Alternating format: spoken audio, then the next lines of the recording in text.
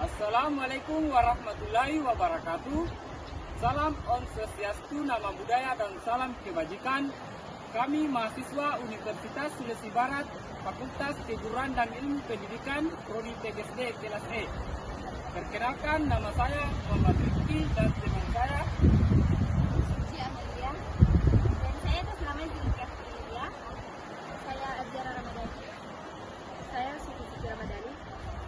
Saya Putri Najwa. Saya Suci Ramadhani. materi yang akan kami bawakan adalah mengenai sejarah dan berkembangnya bahasa Indonesia. Simak videonya. Pengertian bahasa Indonesia. Bahasa Indonesia merupakan bahasa resmi bangsa Indonesia. Dalam setiap peradaban manusia, bahasa selalu hadir di tengah-tengah mereka. Bahasa dan manusia merupakan satu kesatuan yang tidak dapat dipisahkan.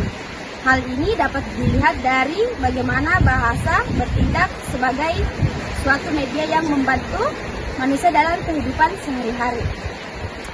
Bahasa yang hadir dalam suatu kelompok masyarakat merupakan hasil dari interaksi antar sesama manusia yang ada di tempat tersebut. Hal ini juga berlaku bagi bahasa Indonesia yang telah tercipta berpuluhan tahun lalu dan mengalami perkembangan yang begitu signifikan hingga kini.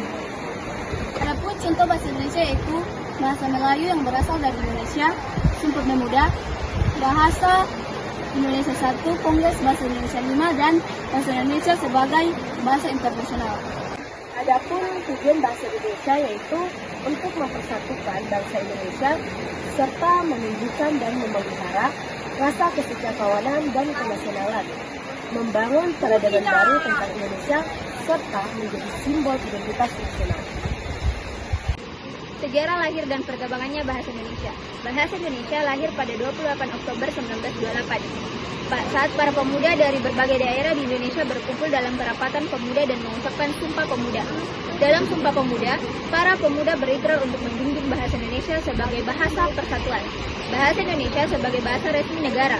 Bahasa Indonesia ditetapkan sebagai bahasa resmi negara pada 18 Agustus 1945 tercantum dalam pasal 36 Undang-Undang 1945. Bahasa Indonesia sebagai bahasa internasional.